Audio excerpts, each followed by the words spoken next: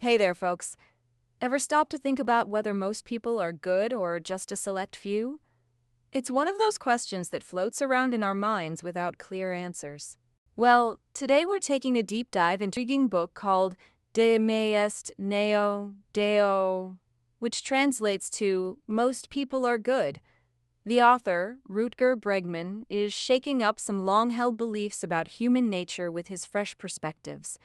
You know how sometimes you come across something that makes you look at the world in a completely different way? This book does just that. It's not your typical read, it's more of an eye-opener.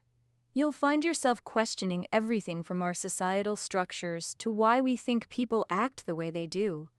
Bregman takes us on a journey through history and moderns, presenting evidence and stories that challenge what most of us have been taught about human nature.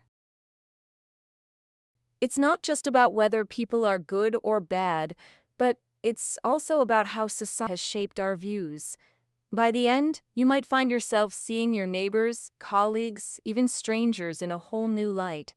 So grab a cup of coffee and get ready to dive into some surprising insights that could change how you see society. Let's unravel this together, shall we? Imagine if most people were trustworthy and kind by default. That's exactly what Rutger Bregman proposes in De Me Est No Dein. It's a refreshing perspective, isn't it? Instead of assuming the worst about humanity, Bregman suggests that we are actually wired for cooperation and kindness. This idea is built on solid ground, too. He doesn't just throw out a hypothesis without backing it up. Throughout the book, you'll find experiments that support this view. One example is the Good Samaritan study, where researchers found that people were more likely to help others in need when they weren't rushed for time. This suggests that our willingness to help isn't necessarily about being inherently good or bad, but rather about our circumstances and how we're influenced by them. Bregman also delves into historical evidence, looking at instances where society assumed the worst outcomes, only to be pleasantly surprised. Take, for example, the experiment of leaving money in a mailbox to see if people would return it. The results were overwhelmingly positive, showing that most folks do act with integrity when given the chance. But Bregman doesn't just stop there. He goes further by examining how our societal structures can either support or hinder these natural tendencies towards kindness and trustworthiness. Think about it. What happens in a society where people are encouraged to look out for each other versus one that fosters competition at every turn? This optimistic view isn't just a feel-good theory. It has practical implications too. Imagine if our policies and institutions were designed with the assumption that most people are good. How might this change everything from public measures to social welfare programs? The possibilities are endless, and they're all rooted in the idea that we're more capable of trust and cooperation than we often give ourselves credit for. So, as you continue through De Me Est Dorjen, get ready to have your assumptions challenged. You might just find yourself looking at humanity with a renewed sense of hope and optimism. And who knows? It could even change how you interact with the world around you. Now, let's dive into some of the unexpected applications of these theories. When we start from the premise that most people are trustworthy and kind by default, it opens up a whole new world of possibilities for practical policy changes and community building efforts. For example, consider how our judicial systems might evolve. Imagine if instead of assuming guilt until proven innocent, we assumed trustworthiness until given reason to believe otherwise. This could lead to more rehabilitative approaches rather than punitive ones, foster environments where individuals can grow and contribute positively to society. It's a shift from viewing people as problems to seeing them as potential solutions. In the realm of community building, this optimistic view encourages us to create spaces that nurture connections and support. Think about how neighborhoods could transform if we assumed everyone was looking out for each other. From local food sharing programs to neighborhood watch initiatives, these efforts can strengthen social ties and foster a sense of belonging. But Here's where it gets wild. Let's connect this back to something surprising from our intro.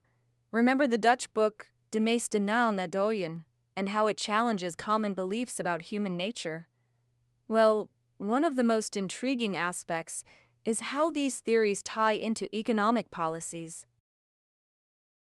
Imagine if we structured economies around trust and cooperation rather than competition and self-interest. Take, for instance, Universal Basic Income, UBI. This policy assumes that people are generally trustworthy and capable of making responsible choices with their resources.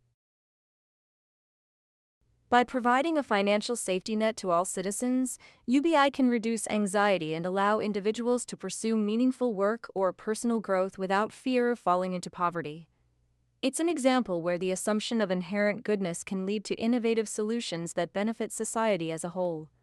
Moreover, these ideas can extend to international relations too. If we assume most people are good and capable of trust, it changes how nations interact with one another. Diplomatic efforts might focus more on cooperation and mutual support rather than competition for resources or power.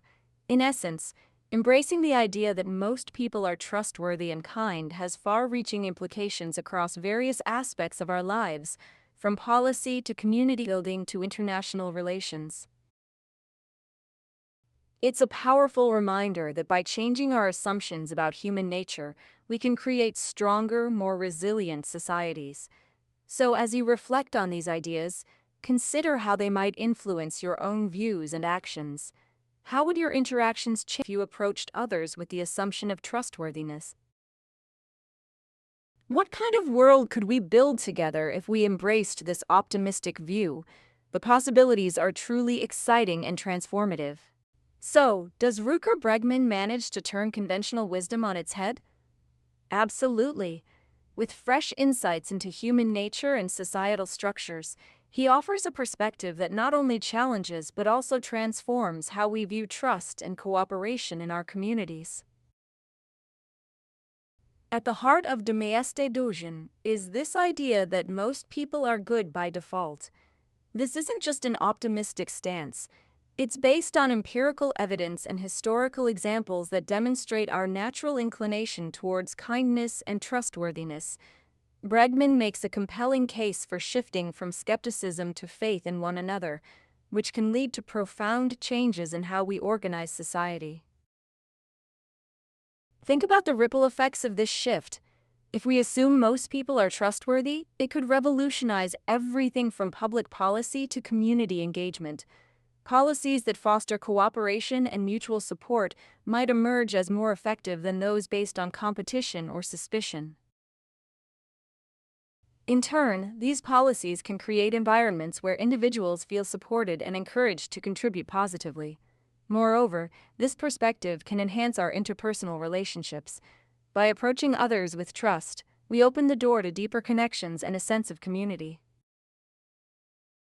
It's about recognizing that we're all in this together, and that by working cooperatively, we can achieve more than we could alone. Bregman's insights also challenge us to rethink our institutions and systems. From education to healthcare, these sectors could be reimagined with the assumption that people are naturally inclined to help each other out. It's about designing structures that support this inherent goodness rather than those that assume the worst in people. In conclusion, De Maeste invites us to question our assumptions and consider a different way of looking at human nature.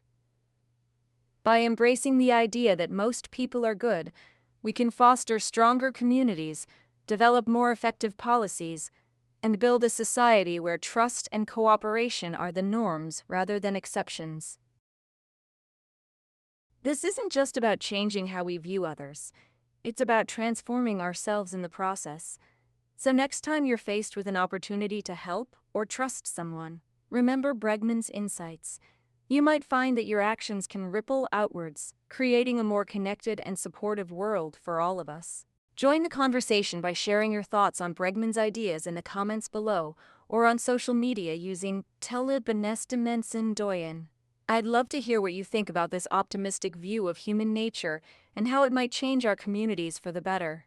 If you found Rutger Bregman's work as intriguing as I did, be sure to explore more of his insights in potential and societal change. There's a wealth of information out there that can deepen your understanding and maybe even inspire some changes in your own life or community. Thank you so much for watching this exploration into the power of trust and cooperation. If you enjoyed this video, don't forget to like it and share it with friends who might be interested in these ideas too. And if you're new here, consider subscribing for more insightful content that dives deep into how we can better understand ourselves and each other. Remember, every little step towards fostering a sense of community and trust can make a big difference. Let's keep this conversation going and see where it takes us. Until next time, stay curious and keep exploring the fascinating world around us.